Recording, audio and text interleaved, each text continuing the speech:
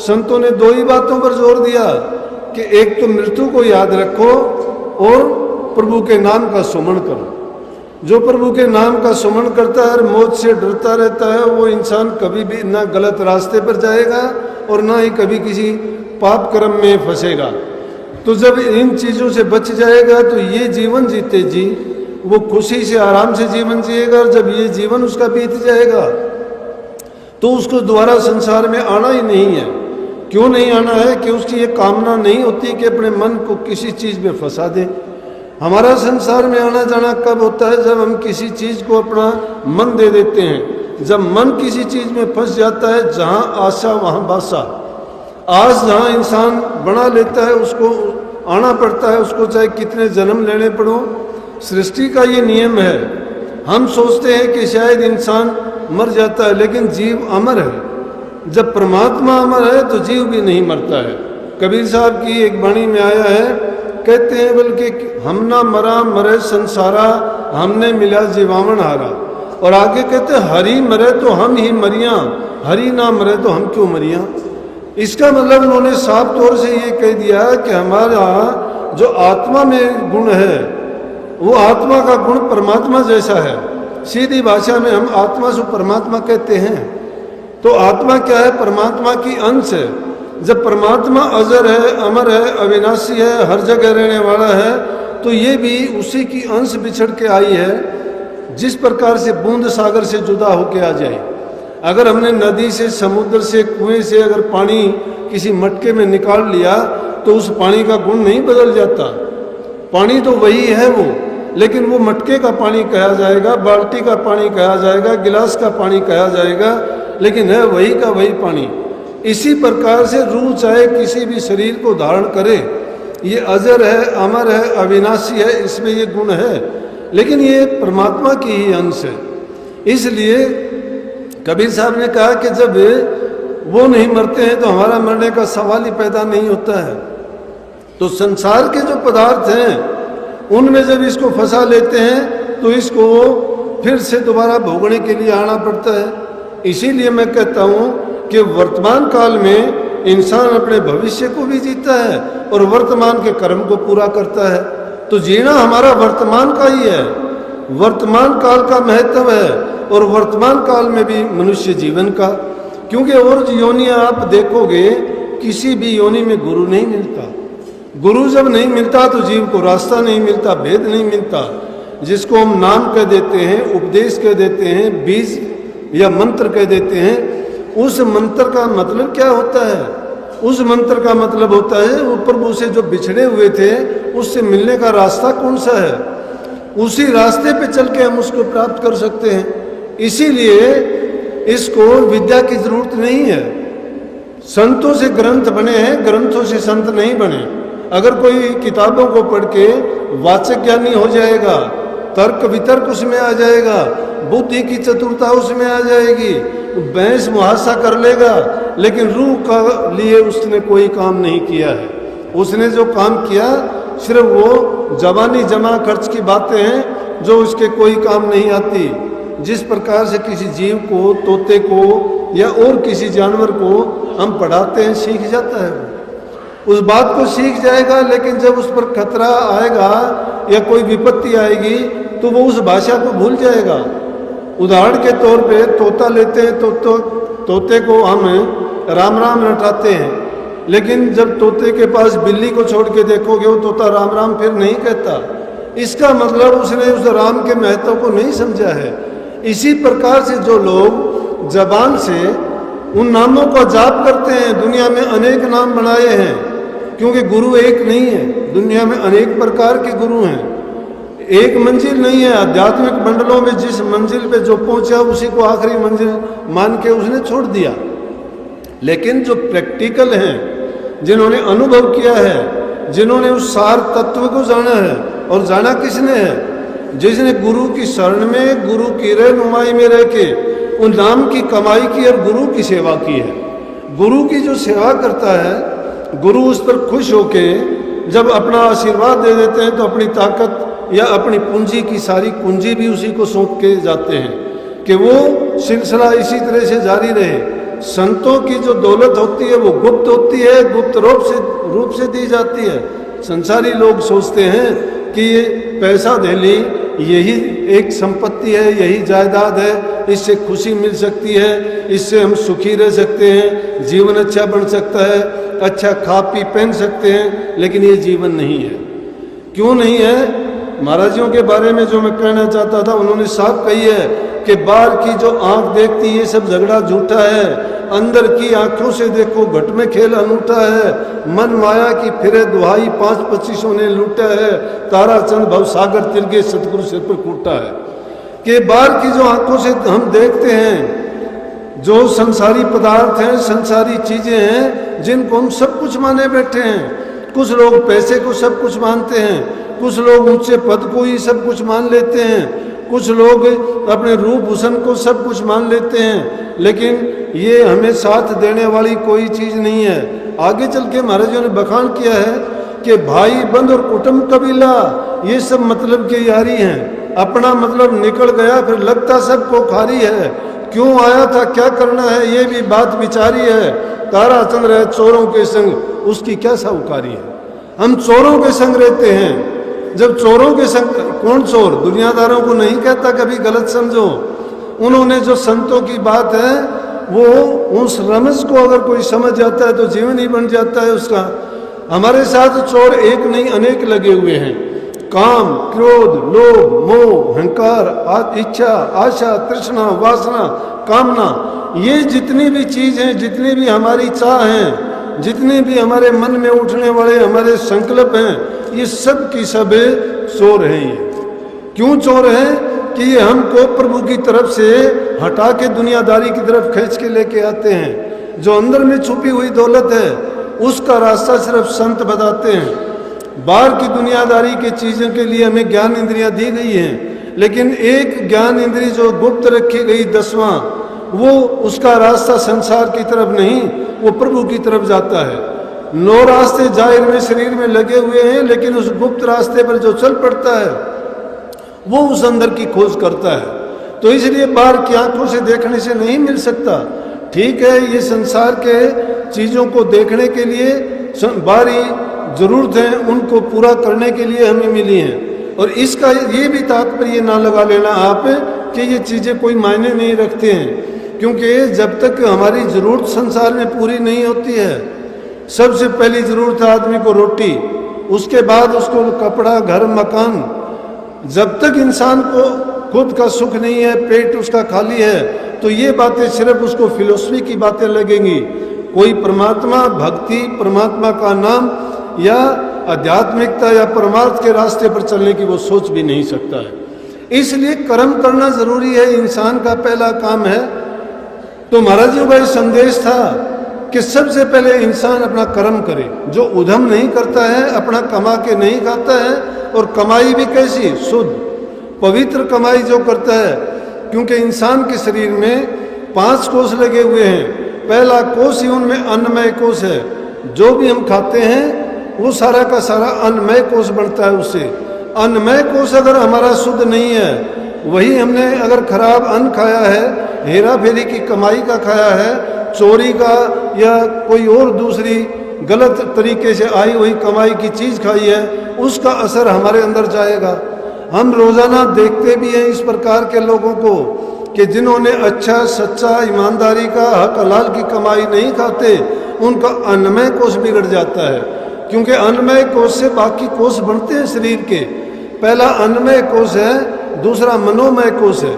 जो इंसान शुद्ध अन्न नहीं खाता उसमें शुद्ध मन नहीं होगा। उसका शुद्ध मन नहीं होगा तो उसके शुद्ध विचार नहीं होंगे। शुद्ध विचार नहीं होंगे, वो सच्चाई के मार्ग पर प्रभु के रास्ते की ओर नहीं चल सकता। तो हमारे अन्नमय कोष से मनमय कोष, मनमय कोष से ज्ञानमय कोष, ज्ञानमय कोष से विज्ञानमय कोष, और फिर आनंदमय कोष आता है। आनंदमय कोष की तो हमें खोज ही नहीं है। हम तो आनंद संसार के रसों में ढूंढते हैं, उन रसों में आनंद नहीं है। वो तो इंद्रिय भोग है, थोड़ा इंद्रियों को थोड़ा क्षणिक सुख देता है, थोड़ी देर में वही दुख में परिवर्तित हो जाता है। तो इस बाहरी दुनिया के पदार्थों को पाके अगर अपने आप को कोई भागी समझता है तो मैं कहूँगा वो गलत है। अगर अंदर में जो चीज़ तुमने, जो गुप्त खजाना है, उसको अगर तुमने प्राप्त कर लिया तो वो फकीरी मौज है।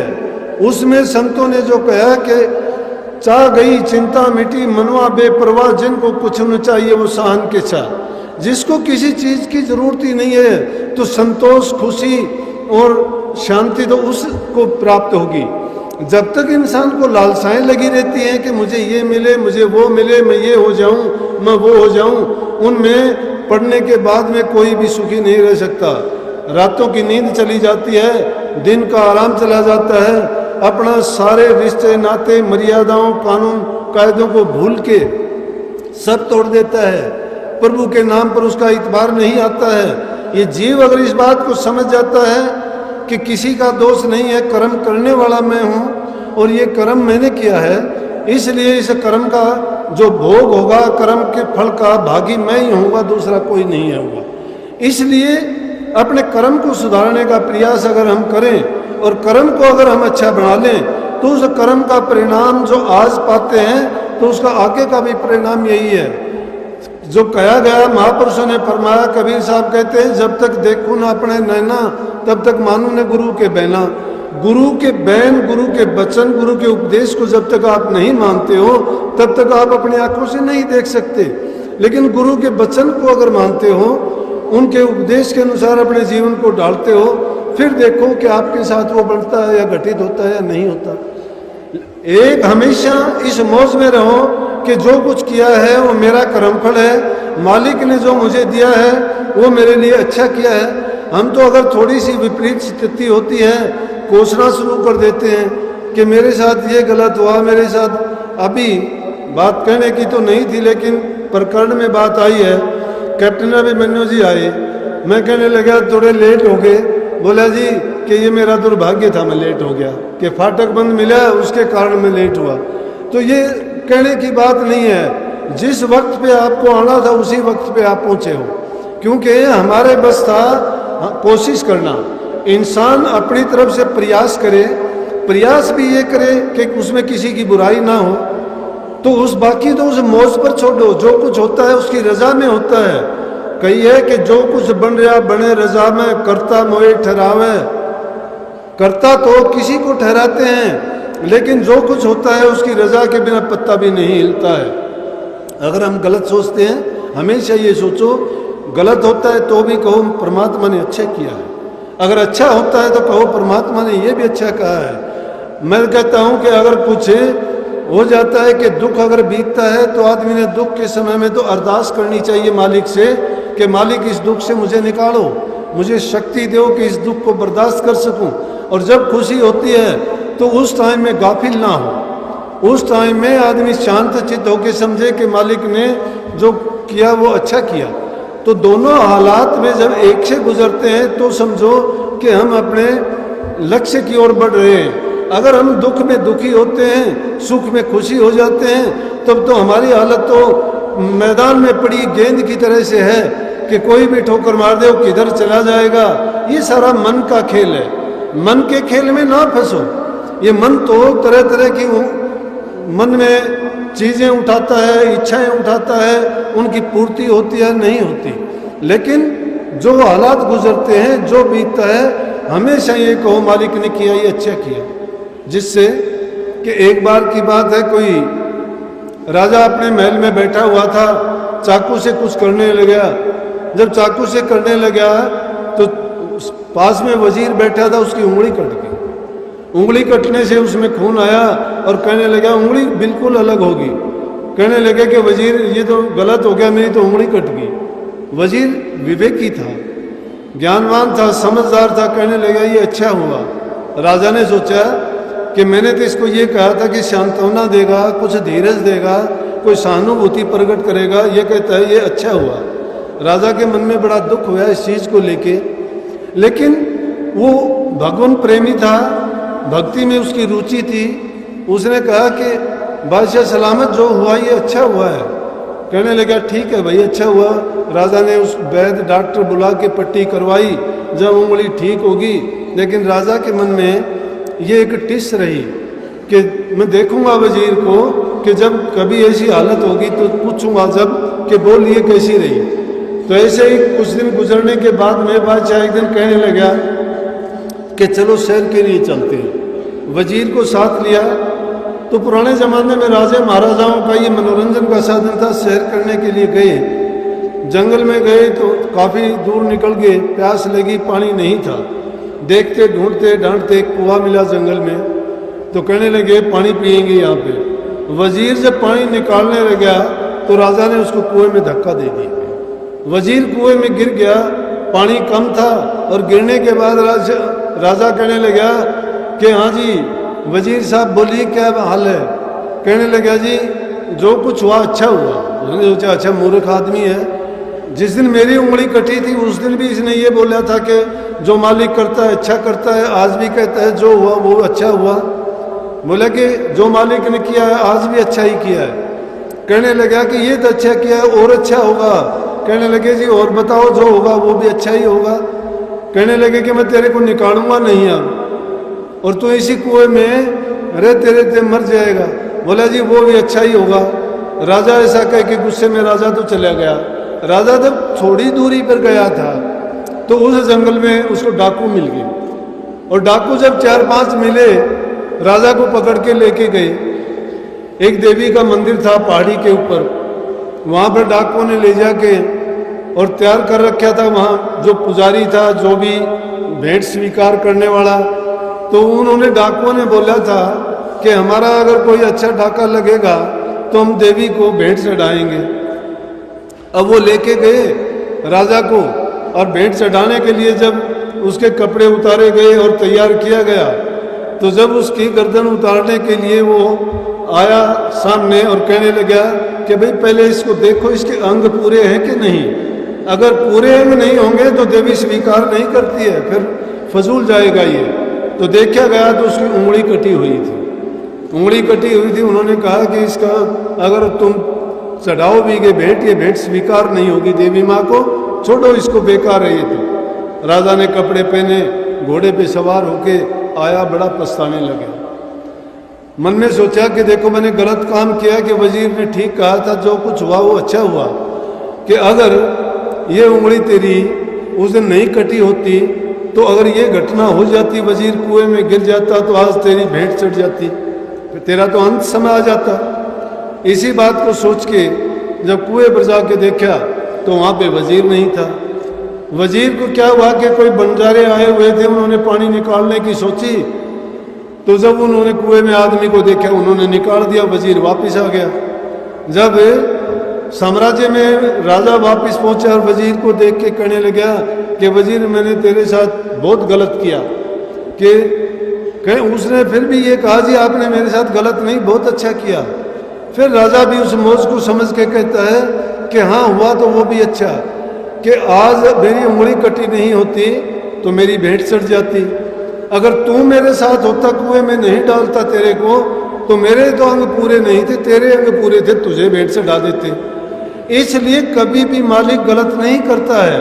हम अपने ही ख्यालात से, अपने विचार से हम सोचते हैं कि ये हमने गलत कर दिया, ये हमारे भाग्य में नहीं था, ये हमारी किस्मत में नहीं था, ये हमारे कर्म में नहीं था। तो ये पछताने की बातें नहीं हैं। इंसान जानबूझ के कोई गलत काम ना करे, अच्छा काम करे, दूसरे के भलाई का काम करे। बल्कि धर्म की बात अगर पूछते हो तो परहित समान कोई धर्म नहीं है। दूसरे की भलाई जो करते हो उसके बराबर कोई धर्म नहीं है। मन से, वचन से और कर्म से हमें चाहिए कि किसी को कोई तकलीफ ना दें। क्यों कि जबान से हम बहुत कुछ किसी को कह देते हैं, मन से दूसरे के बारे में कुछ का कुछ सोचते हैं। ईर्ष्या, निंदा, मन में ऐसे ऐसे संकल्प उठा के अपने आप को तो बुरा बनाते ही हैं, दूसरे के बारे में भी गलत चिंतन करते हैं। और शरीर से भी कई प्रकार के पाप कर देते हैं। इस प्रकार से इन तीनों चीज़ों से हम 10 प्रकार के पाप करते हैं।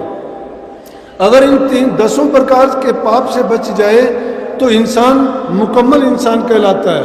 अब तो दुनियादारी के झमेले में पड़ के, मन और माया के चक्कर में आके हम अपने स्वार्थ की पूर्ति हेतु जो भी काम करते जाते हैं, करते करते हमें ये बोध नहीं है कि हम गलत करते हैं या हम सही रास्ते पे हैं या हम गलत रास्ते पे हैं।